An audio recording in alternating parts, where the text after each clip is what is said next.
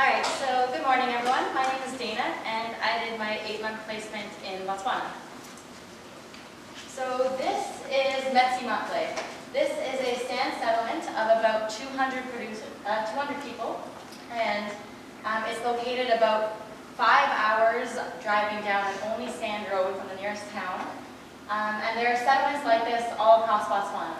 So the San that live here are an indigenous minority of southern Africa, and they are often negatively referred to as Bushmen.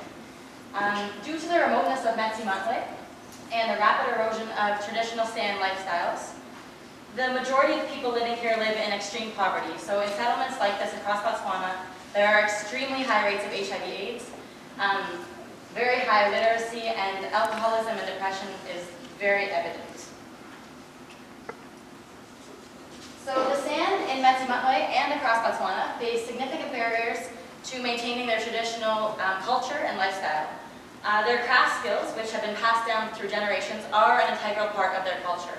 However, due to limited income-generating opportunities and economic employment opportunities, they have now basically become dependent on the income generated through their craft sales to support their families as their main source of income. As a result, the San people in these settlements are highly dependent now on government handouts and other social welfare programs. So due to extreme marginalization and discrimination faced by the San, several organizations have developed to empower the San and promote their traditional culture and preserve their lifestyles. So I worked for Ghantzi Craft, which is an organization that was established about 20 years ago to assist the San in these marginalized communities through providing income-generating opportunities and supporting their traditional craft production. So basically what we would do is, our core activity, we would do different workshops in 16 settlements across Botswana, including Ghantzi. And the main focus was skills development and basically training the craft producers on how to market their crafts properly to a customer base. And we would also do some training on natural resource management, which was my role, and different health issues like HIV/AIDS in the settlements. So through working in these settlements, I really was able to appreciate the effort that Ghantzi Craft puts in towards empowering the San people and the dedication that this organization has towards their cause. And I was able to see the hard work and dedication the San people have into their crafts, and just they are really trying to move their lives into a better state. However, despite all these positive initiatives working in these settlements, I really began to question to what extent can craft production really empower the lives of these people, because Ghantzi Craft has been working in these settlements for over 20 years, and while I was there, I realized that there has been no significant improvements in these settlements in the 20 years they've been working. So the lives of the individual producers and the infrastructure in the settlements themselves really haven't changed. So I assessed the Ghantzi Craft expenditure report from 2011, and I realized very quickly that the craft development programs run through Ghantzi Craft have very little positive long-term impact in the settlements. So in 2011, each producer on average for the entire year earned 62 pula through our craft development programs. So 62 pula is about equivalent to $9 Canadian.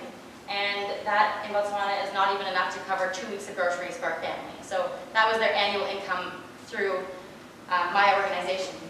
So after kind of discovering these figures and looking into this, I really began to struggle with my role within the organization and the purpose of the organization itself. Because to me, if you've been working in these, if they've been working in these communities for over 20 years, shouldn't they be having more of an impact? So while I was struggling with this, I began to realize that even if Ghantzi Craft would perform better and purchase a lot more crafts from these communities, the problem is a lot more complex than that, and it's not just about the organization and about Ghantzi Craft itself. The problem is within Botswana society as a whole. So the San's subordinate social status within Botswana society has resulted in many obstacles, including landlessness, lack of representation in the leadership structures in the country. They have very minimal assets and economic resources, and as a result, there's extremely high unemployment and extreme poverty in these settlements. So finished my placement, I now find myself questioning what is next for the people of Ghantzi, as well as the San all across Botswana.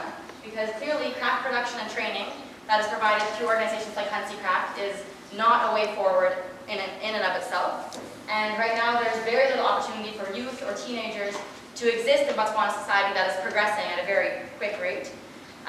So these major societal obstacles need to be addressed if the San are ever to be in a position where they can move forward in this society.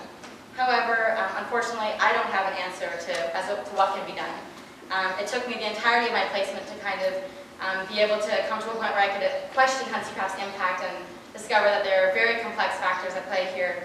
And despite the utmost dedication of the organization and the passion of the San people themselves, sometimes there's bigger factors at play that make progress very difficult. And in the end, while I value Ghantzi Craft's efforts, I realize that it's just not enough in a society that is set up so unfavorably against these people.